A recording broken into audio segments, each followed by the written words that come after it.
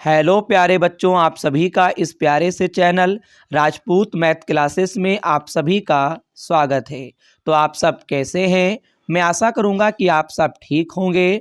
मैं राजपूत मौर्य आपको आज की क्लास में जो आपका चैप्टर 11 है यानी त्रिविमीय ज्यामिति, जो कि डॉक्टर हरस्वरूप शर्मा प्रकाशन की जो कक्षा 12 की जो गणित की किताब है, इसका जो पार्ट आपको दे रखे हैं पार्ट 2 के अंतर्गत जो भी आपको ये चैप्टर 11 दे रखे हैं यानी त्रिविमीय ज्यामिति, इस चैप्टर 11 के अंतर्गत जो भी आपको प्रश्नावली 11A दे रखे हैं, तो प्रश्नावली 11A के आप प्रश्नों का हल आप तभी समझ पाएंगे जब मैं आपको उससे संबंधित कुछ बेसिक बातें मैं आपको लिखवा दूं। तो आज की वीडियो में इसी बेसिक बातों पर हम लोग चर्चा करेंगे। अभी तक अगर देखा जाए तो डॉक्टर हरस्वरूप शर्मा प्रकाशन की जो कक्षा 12 की जो गणित की किताब है, इसका चाहे पार्ट 1 हो चाहे पार्ट 2 हो, पार्ट 1 के अंतर्गत सभी प्रश्नावली के सभी प्रश्नों का लमसम हल कंप्लीट हो चुका है। इस समय हमारा पार्ट 2 के अंतर्गत जो आपका चैप्टर 11 है यानी त्रिविमीय ज्यामिति, जिसके अंतर्गत हमारी जो प्रश्नावली 11A है, यहाँ तक हम लोग पहुँच चुके हैं। इसी प्रश्नावली 11A का जो कुछ बेसिक कॉन्सेप्ट है, मैं इस कॉन्सेप्ट को आज की वीडियो में मैं आपको समझाने वाला हूँ। तो अगर वीडियो पे आए हुए हो तो आपकी जो उपस्थिति है वो अंत तक बनी रहनी चाहिए। हाँ, तभी आप मेरे द्वारा समझाए गए सभी बातों को आप समझ पाएंगे। ऐसा नहीं है कि आप वीडियो को छोड़ के भागें, ठीक है। हाँ, हो सकता है कि शुरुआत में आपको लगे कि सर ये क्या पढ़ा रहे हैं, लेकिन कोई बात नहीं है बेटे। आप इन सभी बातों को अपने कॉपी पे नोट करेंगे और फिर मैं जब प्रश्नावली 11A के प्रश्नों का हल आपको समझाऊंगा तो बेटे बात आपको बहुत ही शानदार तरीके से आपको समझ में आएगा। ये मेरा ऐसा मानना है। इन पॉइंटों को अपनी कॉपी पे लिख लीजिएगा और फिर मैं अगली वीडियो में जब मैं आपके सामने इसी प्रश्नावली के प्रश्नों का हल मैं आपको जब करवाऊंगा तो आपको बहुत ही शानदार तरीके से समझ में आएगा, ठीक है। तो आज की क्लास में इन्हीं पॉइंटों को कॉपी पे नोट करेंगे। आपको पता ही है हमारा त्रिविमीय जो ज्यामिति है यानी 3 डायमेंशन ज्योमेट्री, तो आप देख सकते हैं त्रिविमीय ज्यामिति जो होता है उसमें आपके 3 अक्ष होते हैं, ठीक है। एक हमारी एक्स अक्ष होती है, एक हमारी वाई अक्ष होती है, एक हमारी जेड अक्ष होती है, ठीक है। तो यहाँ पे मैंने आपको थोड़ा बहुत समझाने के लिए मैंने यहाँ पे बना रखा है। ये आपकी एक्स अक्ष है, ये वाई अक्ष है, ये जेड अक्ष है। आपको पता ही है 3 डायमेंशन अगर हम लोग पढ़ रहे हैं तो उसमें 3 आपकी अक्षें होती हैं, एक्स वाई जेड। अब यहाँ पे एक्स अक्ष है तो इसमें हमने आई कैप ले लिया है, ठीक है। यहाँ पे अगर वाई अक्ष है तो यहाँ पे हमने जे ले लिया है, ठीक है। यहाँ पे आपको क्या करना है, कैप लगा देना है। जैसे यहाँ पे अगर हम बात करता हूँ बच्चे, तो यहाँ पे आपको एक्स अक्ष है तो यहाँ पे आपका आई कैप होगा, यहाँ पे अगर वाई अक्ष है तो यहाँ पे जे कैप लगा लेंगे और यहाँ पे तो आपको के कैप दिया ही है।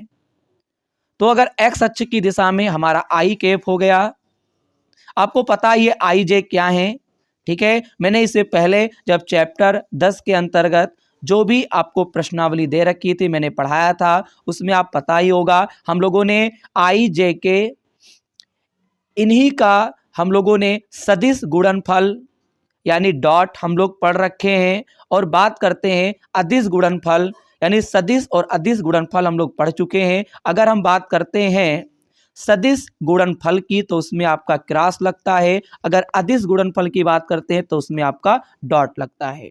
तो आई जे के आपको पता ही होगा। मैं आपको फिर बता दूं, चित्र आप बना लेंगे कॉपी पे, जैसे कि आपको लगना चाहिए कि इस चैप्टर के अंतर ये पॉइंट हमको नोट करने हैं जो भी हमको इस प्रश्नावली के प्रश्नों को हल करने में करना होगा। तो एक्स अक्ष है तो यहाँ पे आई कैप लिख लेंगे, जेड अक्ष है तो यहाँ पे के कैप लिख लेंगे, ठीक है। और यहाँ पे वाई अक्ष है तो यहाँ पे जे कैप लिख लेंगे। यहाँ तक की बात क्लियर है। और यहाँ पे मैंने एक सदिश ले लिया है, उसका नाम है ओपी वेक्टर। अब मुझे ओपी वेक्टर को अगर एक्स अक्ष की दिशा में कहेगा तो मुझे निकालना होगा, अगर वाई अक्ष की दिशा में कहेगा तो मुझे निकालना होगा, अगर जेड अक्ष की दिशा में निकालना होगा तब भी हमको ओपी वेक्टर यानी ओपी सदिश हमको निकालना होगा। अब कैसे निकालना होगा मैं प्रश्नावली के प्रश्नों का जब हल कराऊंगा तब आपको मैं बताऊंगा, ठीक है। अब बात आती है यक्स, जरा ध्यान देंगे बच्चे, एक्स और जेड के बीच में मैंने गामा कोण मान लिया है, ठीक है। और फिर मैंने ओपी वेक्टर, ठीक है, यानी ओपी और ये एक्स अक्ष, इसके बीच में अल्फा कोण मान लिया है। और यहाँ पे आपको दिख रहा होगा ओपी और गामा, यहाँ पे ओपी और वाई, ठीक है, ओपी हो गया और वाई, इनके बीच का कोण बीटा मान लिया है, ठीक है। आपको इस फिगर को आपको तैयार कर लेना है, ये आपका काम आएगा। आगे बढ़ते हैं, आपको परेशान नहीं होना है, इस कॉन्सेप्ट को आपको कॉपी पे जरूर लिखना है। अब बात आती है फार्मूला पर। हमको अल्फा, बीटा, गामा आपको कोण दिए होंगे, जैसे आपको अल्फा बराबर 30 अंश दे सकता है, देगा भी, बीटा बराबर आपको कुछ कोण दे रखा हो, गामा बराबर कुछ कोण दे रखा हो, और आपसे कहेगा दिक कोसाइन ज्ञात कीजिए। आपसे क्या कहेगा? दिक कोसाइन ज्ञात कीजिए। बोलिए, शब्दों का हल समझिए। आपसे कहेगा दिक कोसाइन ज्ञात कीजिए। मेरे लाल, आपको अल्फा कोण, बीटा कोण, गामा कोण दिया होगा तो आपको ये फार्मूला यूज करना है, एल बराबर कॉस अल्फा, एम बराबर कॉस बीटा, एन बराबर आपको कॉस गामा यूज करना है। बताइए, यहां तक की बात क्लियर है? सर कह रहे हैं आपको कोण दिए होंगे अल्फा, बीटा, गामा के, और आपसे कहेगा दिक कोसाइन निकालो, तो आपको क्या करना है? इन सूत्रों का आपको यूज करना है, वो भी किसके लिए? दिक कोसाइन निकालने के लिए। मैंने आपसे शुरुआत में ही कह दिया है, आपको भले ही ना समझ में आए, लेकिन आपको इस वीडियो के माध्यम से जितने भी पॉइंट बताए जा रहे हैं, इन्हें कॉपी पे एक बार मन लगा के आपको लिख लेना है, भाई लिख लेना है। अब बात आती है, आपको एल एम एन आपको दिया होगा प्रश्न के अंतर्गत, तो उसमें रिलेशन अगर हमको ज्ञात करना होगा या फिर कोई चीज हमें प्रूफ करनी होगी तो मैं सूत्र का यूज करूंगा, और दिया भी है बेटे, इस प्रश्नावली में दिया भी है। अब कहाँ पे प्रश्न है, कैसे हल होगा, मैं बताऊंगा आपको अगली वीडियो में। तो फिलहाल आपको ये रिलेशन याद रखना है, L square plus M square plus N square बराबर 1 होता है। अब भाई साहब, अब आपको हो सकता है इस प्रकार का क्वेश्चन मिलेगा, आपको दिक अनुपात दे रखे होंगे, यानी कि ए बराबर कुछ भी हो सकता है। मान लो ए बराबर आपको 12 दिया है, मैं आपको स्क्रीन पे लिख के बताता हूं। मान लो ए बराबर आपको 12 दिया है, बी बराबर आपको 13 दिया है, कुछ भी हो सकता है यार, सी बराबर आपको दे दिया 5, ठीक है। आपको दिक अनुपात ए बी सी के मान दिए होंगे और हमको दिक कोसाइन निकालना होगा। तो मेरे बच्चे, एल बराबर आपको सूत्र लगा देना है, ए बटा रूट में A square plus B square plus C square, यानी जब एल निकालते हैं तो ए वाला को ऊपर लिखते हैं और फिर ए बी सी के वर्ग का योग करके यहाँ पे जोड़ देते हैं रूट के अंदर। दिक कोसाइन निकालना होगा, दिक अनुपात दिया होगा, दिक कोसाइन निकालना होगा, तो आपको इस सूत्र का यूज करना है। अब आपको एम अगर निकालना है, हालांकि एल एम एन तीनों निकालना होगा, भाई तीनों निकालना होगा, तो आप क्या करेंगे? m बराबर जब निकालेंगे तो b ऊपर रहेगा और तीनों का वही वर्ग करके जोड़ देना है। n निकालेंगे तो c को ऊपर लिख देंगे और तीनों का वर्ग करके नीचे रूट के अंदर जोड़ देंगे। बेटे, आप इन सूत्रों को जरूर कॉपी पे लिखिएगा। क्या यहां तक की बात क्लियर है? सबसे पहले आपको फिगर बनाना है, मैं आपको फिर बता देता हूं। यहाँ पे आपको आई कैप कर लेना है, यहाँ पे जे कैप कर लेना है। जैसे आई कैप आप इस प्रकार से लिखेंगे, जे कैप आप इस प्रकार से लिखेंगे, आई कैप यहाँ पे कर लीजिएगा, यहाँ पे जे कैप कर लेंगे। मैं बार बार इस चीज को रिपीट कर रहा हूं और आपको ये फिगर तैयार कर लेना है। ये पहला फार्मूला जहां लगना होगा मैं बताऊंगा। ये दूसरा रिलेशन फाइंड करना होगा। दिक अनुपात के लिए आपको ये भी फार्मूला आपको याद रखना है। अब आपको मैं बात बता दूं जो कि बेटा मेन है। दिए गए बिंदु, आपको बिंदु दिए होंगे, तो एक मान लेंगे, दूसरे को बी मान लेंगे। तब अगर हमको ए बी वेक्टर निकालना होगा, यानी इन दोनों बिंदुओं के द्वारा अगर हमको सदिश निकालने की अगर आवश्यकता पड़ी, तो आपको निकालने के लिए क्या करना होगा?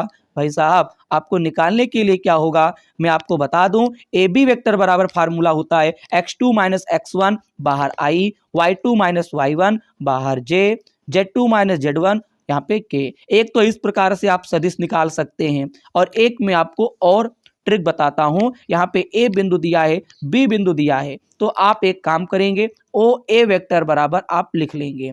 मैंने प्रश्नावली 10 अगर हम बात करें डी के अंतर्गत मैंने कुछ प्रश्नों का हल मैंने आपको बताया है, जाके जरूर देखिएगा। आपको ए के बिंदु दिए हो, बी के, तो ओ ए बराबर आपको लिखना है, जैसे x1 y1 z1 है, कुछ भी हो सकता है, तो आपको लिखना है x1 i, फिर आपको लिखना है प्लस y1 j और फिर आपको z1 के। अगर b दिया है तो ओ बी वेक्टर बराबर राइट करेंगे। मैं आपको मौखिक बोल देता हूं, x2 i के प्लस y2 j के प्लस z2 k के।